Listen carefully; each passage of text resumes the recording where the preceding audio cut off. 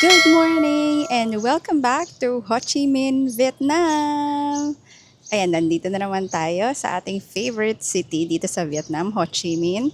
And today is our second day. Kahapon na nandito na tayo kaya lang hindi tayo nakapag-video kasi medyo sumama yung pakiramdam natin. Dala na rin siguro ng pagod. From work pa kasi tayo, dire-diretso sa biyahe. Anyway, sulitin na lang natin sa mga natitira kong mga araw pa dito sa Ho Chi Minh para marami pa ako mapakita sa inyo. So today, pupunta tayo sa Mui Ne. Hindi siya masyadong popular pero marami siyang magagandang activities na gagawin doon. So papakita ko yun sa inyo, i-share ko yung mga pwede nyo gawin sa Mui Ne, hindi lang dito. Kumbaga, kung nandito kayo sa Ho Chi Minh, meron kayong other options na puntahan dito sa Southern Vietnam. So, abangan nyo yun guys. Ngayon, nandito tayo sa ating hotel. Inaabangan natin yung ating Grab kasi magbabas tayo or magbabas tayo papunta doon. 3 hours yung biyahe. So, kasama doon sa service ng bus na inavail ko sa Agoda, Mex bus. Ganun.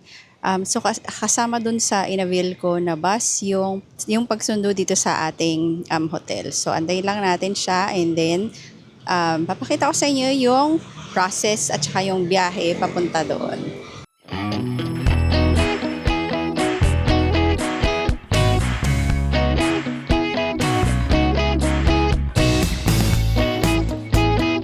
Ayan, nandito na tayo sa ating Grab car na provide ng ating bus service papuntang Moini. So, kasama na to sa binayaran mo.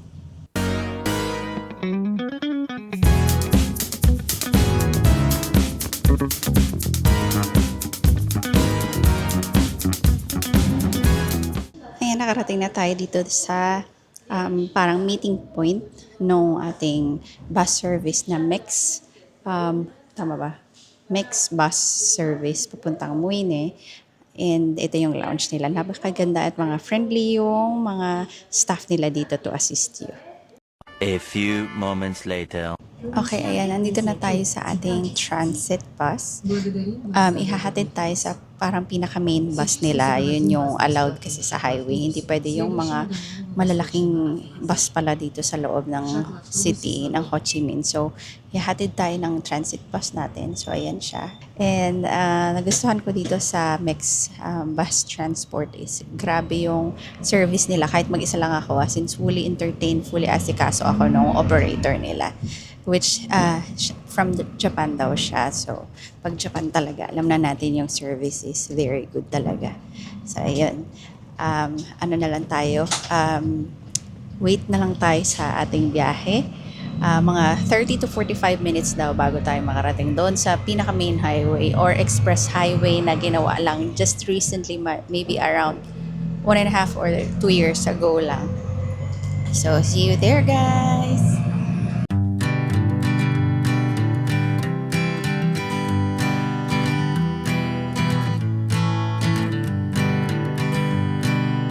Ayan, nandito na tayo sa big bus na papuntang Moine. So, Disney Princess tayo dito kasi mag-isa lang tayo. Sobrang ganda nung bus na to, bagong-bago. Kahit nakakatuwa kasi sobrang accommodating ng mga staff nila, yung driver, yung nagsasalubong sa'yo sa bus station.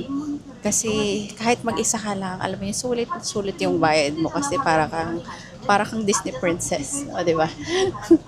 So ito na yung bus natin going to Moyne and estimated travel time daw is 3 to 4 hours pag walang traffic. And then nga pala, nakarating tayo dito. Umalis tayo dun sa main city ng Ho Chi Minh around 6:43. Then nakarating tayo dito sa bus station nila sa around 7:30. So yun yung time ng biyahe. Okay, so let's rest muna for few hours. And may resting area naman tayo. So papakita ko rin yun sa inyo para makita ninyo. Okay, this is by the way Japan-owned company kaya sobrang ganda ng facility.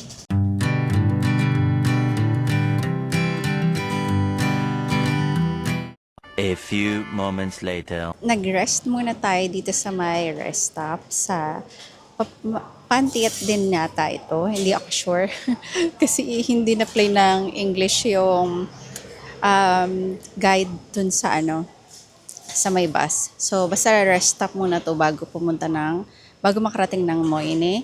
At, ayan, para siyang maliit lang na mini mart, tas may bilihan din ng food doon. Tingin muna ako ng makakain para pagdating doon sa ating next activity, medyo may laman yun sa natin.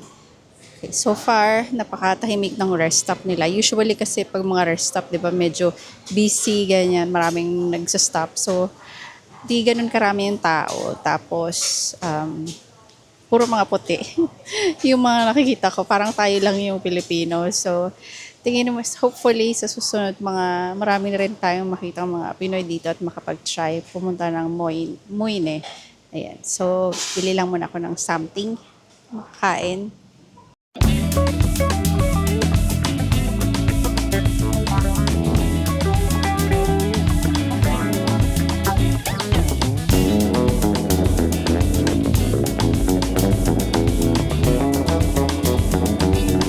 Ayan guys, finally nandito na tayo sa Moyne.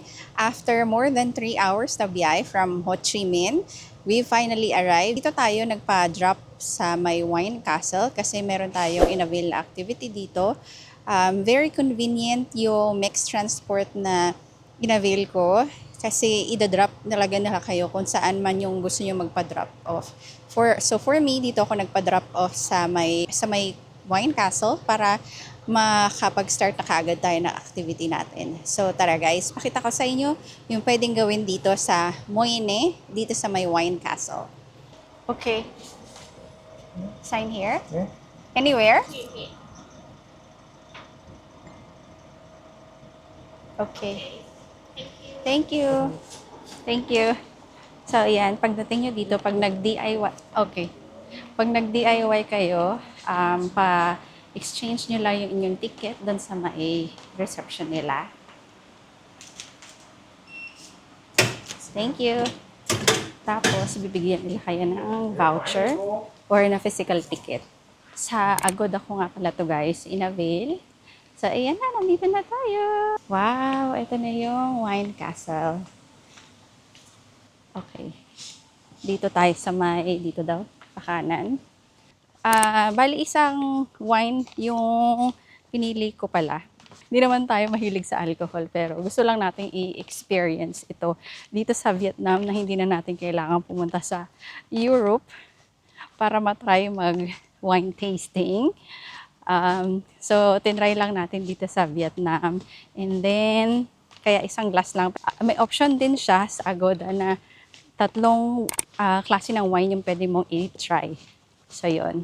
Buti naman may makasabayan tayo dito ng mga nagtutour din, nag-group tour na puro ibang lahi. Wala tayong masyadong kasabay. Wala tayong nakikita pang Pinoy so far dito. So, sundan natin sila kasi baka kailangan kasama natin sila. Mas maganda kahit may kasama tayo, kasabayan tayo.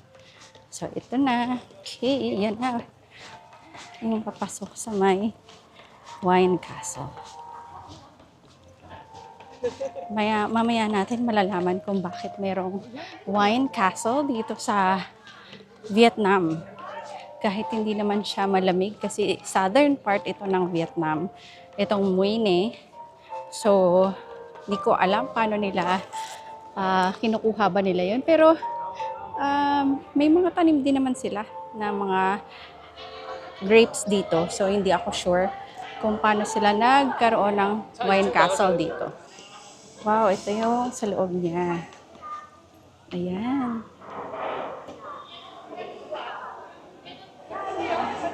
So, pasukin na natin. Kung saan ba? Sea City yung tawag sa place na to. Medyo malaki siya na place. Tapos ito yung parang pinaka wine castle niya. Okay, pagpasok ko dun sa may... Ayan, pagpasok mo dyan sa may area na to, pinadiretso na tayo dito. Dito kagad sa may basement. Ayan, dyan. Para pupunta tayo sa baba doon kung saan yung wine cellars nila. Malamig siya actually daw. So, pina-cool down muna tayo dito sa loob. Ayan, cool down muna tayo daw kasi medyo malamig dun sa baba, sa basement. At yan, may mag-guide naman sa inyo. May mga tao dito sa nag-aantay sa mga visitors or tourists. So, hindi kayo malilito kung anong gagawin ninyo. Sa akin, tinanong ko kung ano yung mga expect ko. So, ginaid naman nila. Yes, sorry. Hi, madam. Yes. This is your name. Yeah, that's me. Okay. Thank you. So, yun, may mag-entertain sa inyo. Kaya, don't worry. So, mag-cool down lang muna daw tayo. Okay, so she's our tour guide for today. What's your name? Yeah, I named Mia. Mia. Yeah. Hi, Mia. Okay, so she will guide us going down. Ayan. So, hindi naman kayo mag-isa na maglilibot dito. Going down na tayo sa may basement. Malamig siya. Oh, it's really cold. Yeah, my company has a winery in Napa Valley, California. Oh, okay. Yeah, So, so that's how you're getting the wine from Napa Village Yes. in California, not here. yeah, not here. Because on the process of brown white grape, producing and bottling, to in Napa Valley. How all of those? Yes, and white butterfin is returned for Vietnam. Okay. Wow. So here it is. Let's wait for our tour guide. Yeah, this display room was about 4,200 bottles of wine. Yeah, on basement we reserve about 200,000 bottles. Wow, 200,000. We, And how many years already? How old are these wines? old year about 2013. And The oldest is 2013. yeah, yes. Okay. And new year about 2018. The newest is 2018. I see. Wow. It's good age already. 2013. So already more than 10 years. Yeah. Almost 13 years. We make from five small grape, Chardonnay from white wine, Okay. and Shiraz, Merlot, Cabernet Sauvignon, and a Pinot Noir for red wine. Wow.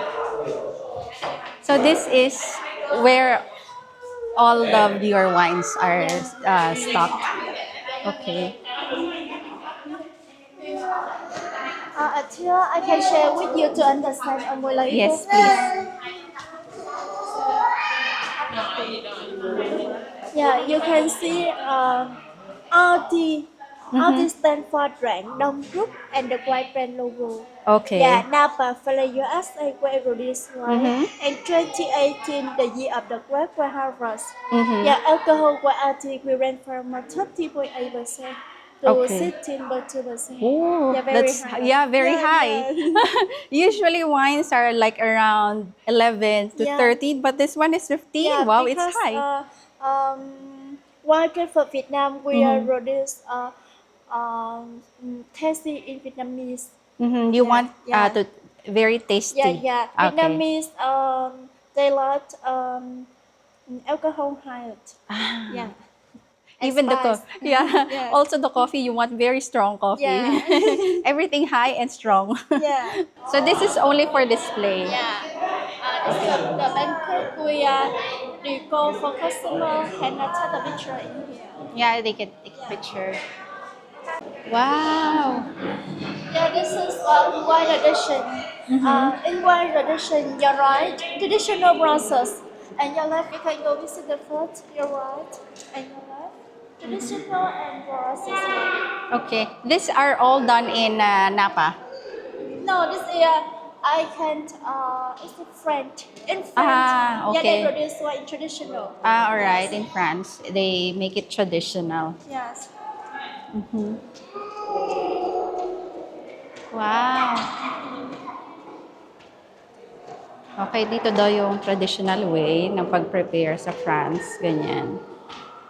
Tapos, ito naman yung advanced na way na paggawa ng wine.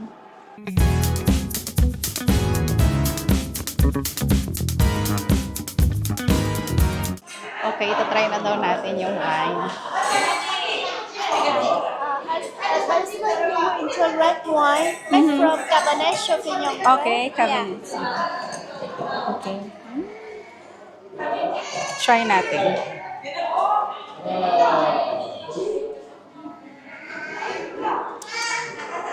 This is how many percent alcohol? About 13.8%. This is only 13.8. It's strong.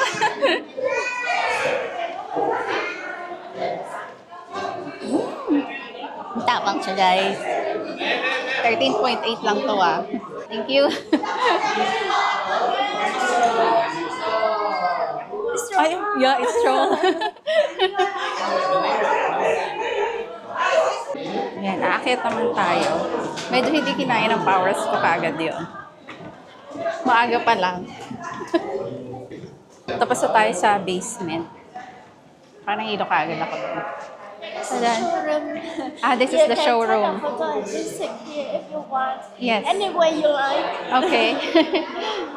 This is the end of the tour or not yet? Yeah, I'll finish tour in here. All right. Yes. Okay. So I can enjoy and go around. Yeah. Okay. Thank you so much. Thank you so May. much. Nice to meet you today. Nice to meet you too. Thank you. Yes. Thank you. So yun. Ang ating pwede na tayo maglibot-libot dito. Ayan siya, guys. Yung showroom nila. Ayan yung mga different wines nila. Cabernet Sauvignon. Hindi ko alam kung tamang pag-pronounce ko. Pinaka-popular. Meron ito. Meron din ito. Ay, ito California. So, dito sa may showroom nila, pwede kayong maglibot-libot. Parang ganda dito. Mag-picture-picture. Pinagbibili rin nila yung mga wines nila. May 795,000 dong. May 895. Yun yung mga prices nila. Tingnan pa natin dito. May 990. Uy, ito rin. Sikat din to. Pinot Noir. 1 million pala. 1,990,000. Kaya pala mahal. Kasi sikat din siya. Meron din 2,190,000. Ang alcohol level niya ay 14.9. Ang taas ng kanyang alcohol level. So, yun pala, yung mga wine nila dito, galing sa Napa Valley sa California. So, hindi naman siya, kumbaga, hindi naman dito nanggaling yung mga wine nila. Meron silang, yung may-ari nito, merong vineyard sa Napa Valley, California. At yun yung dinadala nila dito sa Vietnam. Kasi hindi nga naman suitable yung weather dito lalo na dito sa southern Vietnam, para pagtaniman ng mga grapes. Okay, tapos dinadala na lang nila dito. So, libot tayo dito at take ng picture para hindi naman sayang ating binayad. Binook pala to sa Agoda. Ilalagay ko lang yung price dyan kasi hindi ko matandaan kung magkano. Pero ilalagay ko yung price dyan kung magkano para i-ano din ninyo. Kung interesado kayo dito, ma-avail nyo din yun sa Agoda.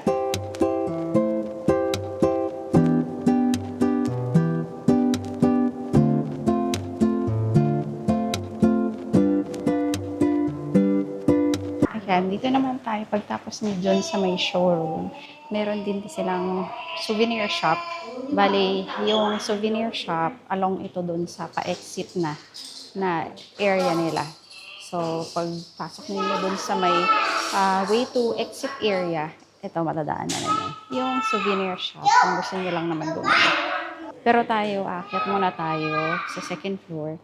Tapos balik ulit tayo doon sa may gitna kanina para makapag-take ng picture pa at videos. Okay, ayan guys. Nandito tayo sa second floor niya. Ito lang yung makikita sa second floor. Madadaanan nyo to pagpa-exit na kayo. Para lang siyang maliit na eatery or something. Ganyan. Simple lang siya. So, baba na tayo. At balik na tayo dun sa harapan ulit para makapag-video at picture pa. Tapos pala ito, pagbaba nyo dun sa second floor, may parang mga picture-picture area din siya. Ayan. Kung magaling kayo mag-picture-picture, pwede kayong mag-picture dito or video na pang Instagram. Okay. Uy, may falls pa, oh. Ang ganda. Hindi siya ganun ka-init ngayong April dito.